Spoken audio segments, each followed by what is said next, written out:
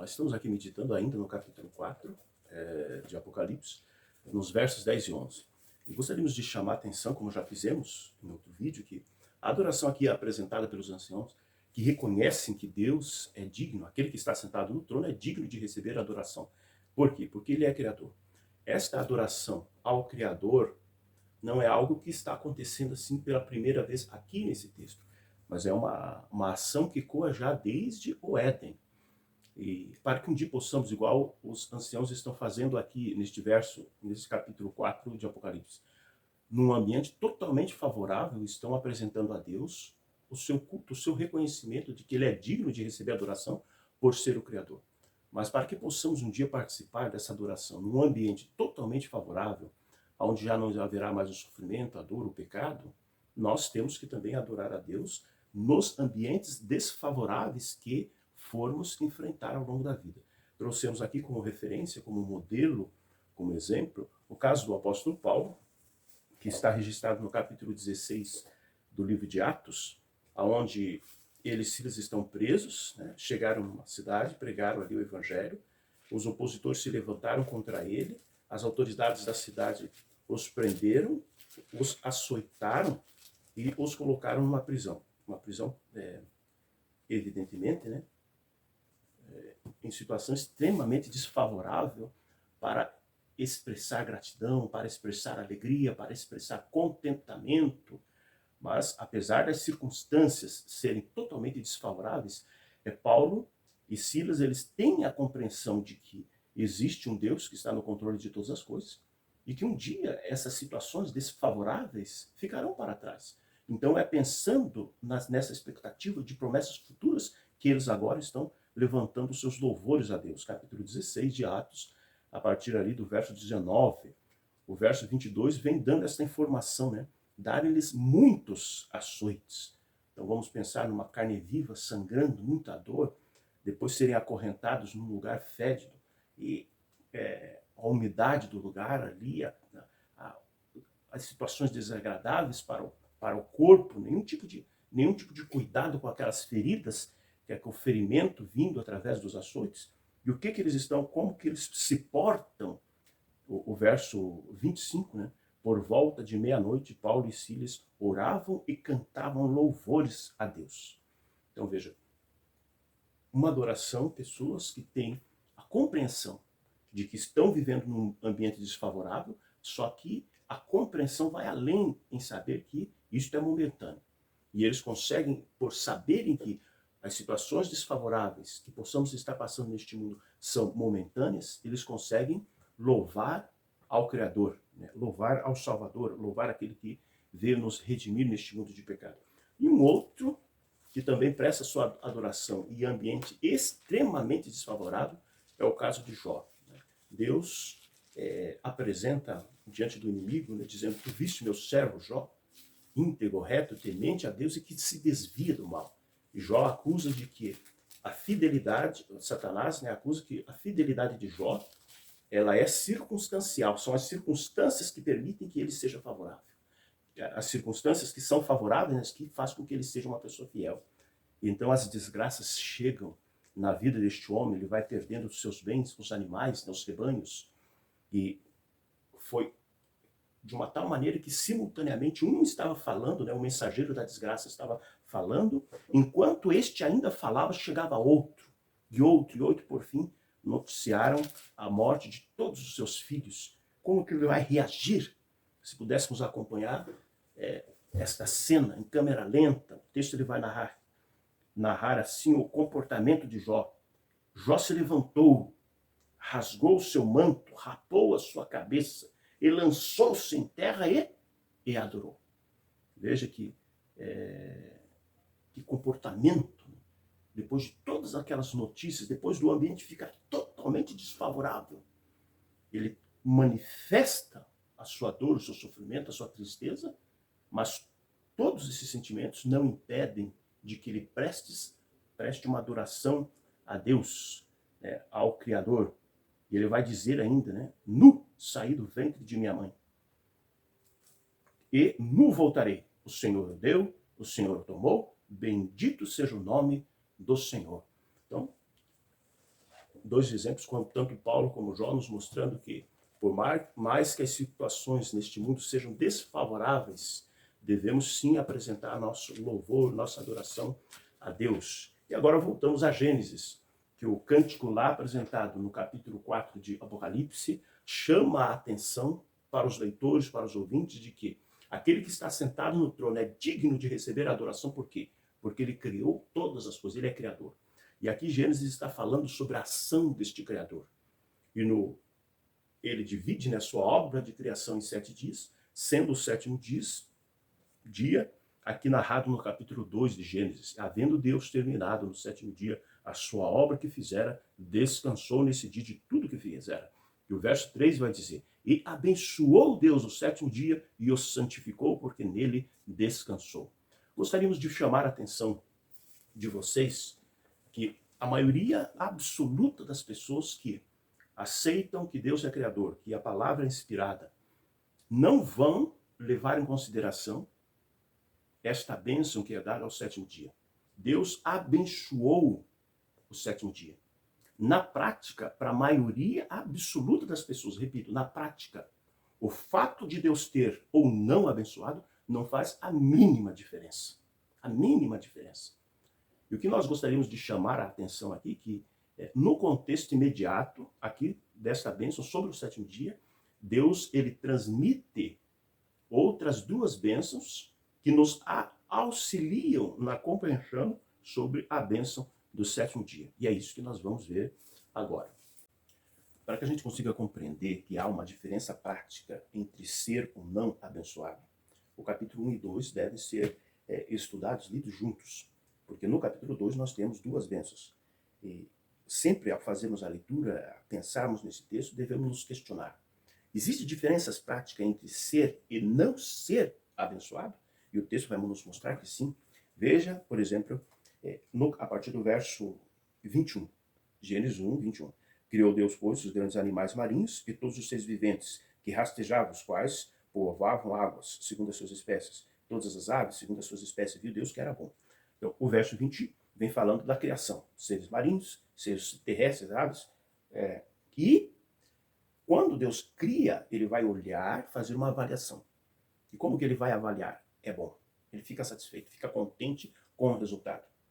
Porém, apesar de ficar satisfeito e contente, ainda ele vai fazer algo a mais. O verso 22 diz, e Deus os abençoou, dizendo. O que esse texto está nos trazendo? Que informação aqui que é importante nós nos atermos a ele. Ele diz assim, Deus os abençoou, dizendo.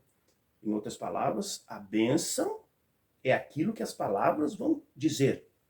Deus vai traduzir a bênção em palavras. E como que ele está traduzindo? Sede fecundos, multiplicai-vos, enchei as águas, a terra, o mar. Né? Então, o que é a bênção? Neste primeiro momento, Deus cria seres, então temos Deus criou, ali estão suas criaturas. E este Criador faz uma avaliação, é bom. Porém, ele quer mais, então ele lança uma bênção, ele transmite uma bênção a essas criaturas, dando a elas capacidade de multiplicarem-se. Então havia um casal. Deus olha para este casal de animais e diz, é perfeito, né? É bom. Porém, apesar de estar satisfeito já, ele quer mais. Então o que ele faz?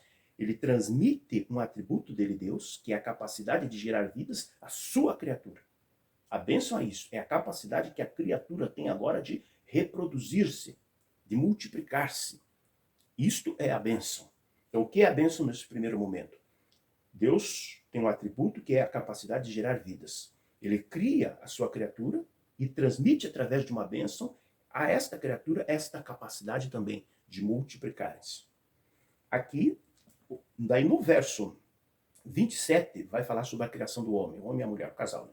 Deus criou, pois, o homem em sua imagem, a imagem de Deus os criou. Então veja, aqui não vem dizendo que é bom, mas diz algo ainda superior a essa informação, dizendo, pois Deus criou a imagem de Deus o criou, logo é bom, né? Homem e mulher os criou. Então, criou a imagem de Deus, então pode sim ser avaliado como bom, perfeito. Só que também vai haver uma bênção. E o que é a bênção aqui? O verso seguinte vai dizer, verso 28, que Deus lhes abençoou e disse. Então, o que Deus está dizendo? O que ele está dizendo é a bênção. E o que ele vai dizer? Sede fecundos, multiplicai-vos, enchei a terra. Então, o que é a bênção? Assim como no primeiro caso, neste segundo caso, o Criador criou, né? Observa a criatura, neste segundo caso é o casal de seres humanos, Adão e Eva, e vai lhes transmitir uma bênção. O que é a bênção? É a capacidade de multiplicarem-se. Então, a gente nitidamente vê que a bênção, ele é algo, não é algo unilateral, que tem só um lado, só uma ação, não. Ele é uma coisa bilateral, que tem dois lados. Quais são os lados envolvidos na bênção? Aquele que abençoa, no caso o Criador, e aquele que recebe a bênção, as criaturas. Eles são abençoados. Então a bênção tem esses dois lados. Aquele que é capaz de abençoar e aquele que recebe a bênção. Consegue ver então que a bênção realmente traz uma questão prática. Né? O que poderíamos dizer? O que é a criatura antes e depois da bênção? Antes da bênção, é uma criatura que pode ser analisada como boa, é bom. É uma criatura que pode ser analisada como sendo uma criatura assim, perfeita, né? Não há agradável, a avaliação é positiva. E o que é a bênção?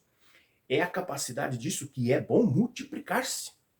Então, o bom é perfeito, é bom, e vai ter mais um que também vai ser bom, que vai ser perfeito, e assim vai multiplicando. A criatura tem a capacidade de multiplicar-se. Então, você consegue ver no contexto aqui do capítulo 1 que facilmente podemos identificar a grande mudança prática entre existir e não existir uma bênção. Então, nós não podemos encarar, aqui no capítulo 2, quando o texto diz assim, e abençoou Deus o sétimo dia, não podemos encarar como se não houvesse uma bênção, que é o que a maioria das pessoas fazem hoje. A maioria das pessoas reconhecem, aquelas que praticam o cristianismo, reconhecem que Deus é Criador, porém não tratam a este sétimo dia que Deus aqui está abençoando com algum tipo de diferença. Não há uma diferença prática. Você consegue perceber que o texto nos pede um comportamento diferenciado a partir do momento que Deus lança sobre esse sétimo dia uma bênção? E um detalhe aqui, então vamos recapitular. Caso número 1, Deus cria os animais, faz sobre estes animais, suas criaturas, uma avaliação, é bom. E ele dá um algo a mais, que se é bom, eu quero que seja, que se multiplique, então ele abençoa esses animais. Então a bênção traz diferença entre ser um casalzinho de animais e este casal conseguir multiplicar-se. Exatamente por ser bom. Então, o que é a bênção? Ele traz uma diferença prática, evidente que a gente pode perceber essa diferença, faz com que a criatura esteja agora com uma característica que pertence ao próprio Criador, que é a capacidade de gerar vidas. Um dos atributos que definem Deus é a capacidade de gerar vidas. E este Deus, Criador, ele transmite, através dessa bênção, às suas criaturas, esta capacidade. Aos homens também, ao casal, Adão e Eva. A avaliação é, vamos fazer conforme a nossa imagem, a nossa semelhança. E assim foram feitos. Logo, é bom, é perfeito. E por ser bom e perfeito, ele quer que se multipliquem. Como que ele faz isso? Através de uma bênção. Então a gente consegue perceber que assim é sem a bênção e assim é com a bênção. A capacidade de multiplicar-se. Identificação ainda maior com o seu Criador, porque Deus transmitiu a eles um dos seus atributos. É evidente que em níveis que não são comparáveis. Né? A capacidade de Deus gerar vida não se compara com a capacidade que Deus deu às suas criaturas de se multiplicar. Mas há um elo superior. E Deus transmite essa bênção e ele descreve essa bênção através das palavras. Ele vai transmitir. Agora, quando a gente vai ao sétimo dia, a gente tem que identificar no sétimo dia um diferencial dos demais dias. Por quê? Porque a bênção traz um diferencial. E o texto ele vai dizer aqui, ao contrário, uma pequena diferença das demais bênçãos que eram transmitidas e, digamos assim, explicadas pela palavra do Criador, ele dizia o que era a bênção, aqui ele faz de uma maneira prática, não com palavras, mas com ações. Veja como que o texto descreve. O verso 22, verso 2 de Gênesis 2, né? E havendo Deus terminado no sétimo dia sua obra que fizera, descansou neste dia de toda a obra que tinha feito. Olha o verso 3, como que ele vai transmitir a bênção. E Deus abençoou ao sétimo dia e o santificou. Perceba o que o texto está dizendo. Deus abençoou e santificou. Agora, como que ele descreve isso? Porque nele descansou. Você percebe que há uma diferença na bênção. As duas primeiras bênçãos, Deus ele vai dizer, vou abençoar. É como se ele dissesse, vou abençoar da seguinte maneira. E através da palavra, ele vai descrever a bênção, que é a capacidade das suas criaturas multiplicarem-se. Agora, aqui a respeito da bênção que vem sobre o sétimo dia, Deus não descreve com palavras, mas é uma descrição prática. Você consegue perceber aqui que o texto diz isso? Que ele está descrevendo o que é a bênção na prática. Ó, Deus abençoou o sétimo dia e santificou, porque nele descansou. A ação de descansar trazem dois resultados. Este sétimo dia passa a ser abençoado e passa a ser santificado. Percebe que tem uma diferença nesta narrativa das duas bênçãos anteriores? Que Deus nos abençoe, que a gente possa perceber que Deus ele deixa este período de tempo sagrado para que a gente tenha um elo com o nosso Criador. Então, a bênção, o que ela faz? Ela transmite algo do Criador para a sua criatura, fazendo com que a criatura aproxime-se do seu Criador. Então, nós nos aproximamos do Criador. Todo ser humano, todos os animais se aproximam do seu Criador quando o Criador transmite aos seres humanos e aos animais a capacidade de multiplicarem-se. Isso cria um elo. Temos algo em comum, a capacidade de gerar vidas. Na adoração, no sétimo dia, nós também nos aproximamos do nosso Criador de uma maneira prática. E ele deu ao primeiro casal, não através de uma narrativa de palavras, de falar, mas através do seu exemplo. O texto vai dizer nitidamente que é abençoado e é santificado. Por que razão? Porque Deus falou? Não. Porque ele mesmo descansou. Ele passou aquele período com Adão e Eva. Alguns questionam assim. Não, aqui é uma ação só de Deus, unilateral. Mas o que a gente deve extrair do texto é que a bênção é uma ação, né, bilateral. Ela tem dois lados. Tem aquele que abençoa e tem aquele que recebe a bênção. No caso dos animais e a capacidade de multiplicar, se deu dessa forma. No caso do ser humano, na sua capacidade de multiplicar-se, se deu dessa forma. Então tem aquele que abençoa e aquele que recebe a bênção. No caso do sétimo dia também. Se Deus abençoou através do seu descanso, ele estava descansando, estava na presença do ser humano. Então o ser humano estava recebendo aquela bênção, aquele momento sagrado, aquele período, aquelas horas sagradas. Ele estava participando daquele momento com Deus. Que nós, ainda hoje, somos convidados também a participar. É válido para nós também. Assim como a bênção sobre os animais, capacidade de multiplicar ainda existe, assim como a capacidade do homem, do casal, se multiplicar ainda existe, a bênção sobre o sétimo dia ainda existe. E nós podemos usufruir ainda hoje desta bênção, de estarmos na presença do nosso Criador, desenvolvermos um elo com o nosso Criador. Que Deus nos abençoe, que nós possamos tomar posse da bênção de adorarmos ao Criador da maneira que Ele prescreveu na sua palavra.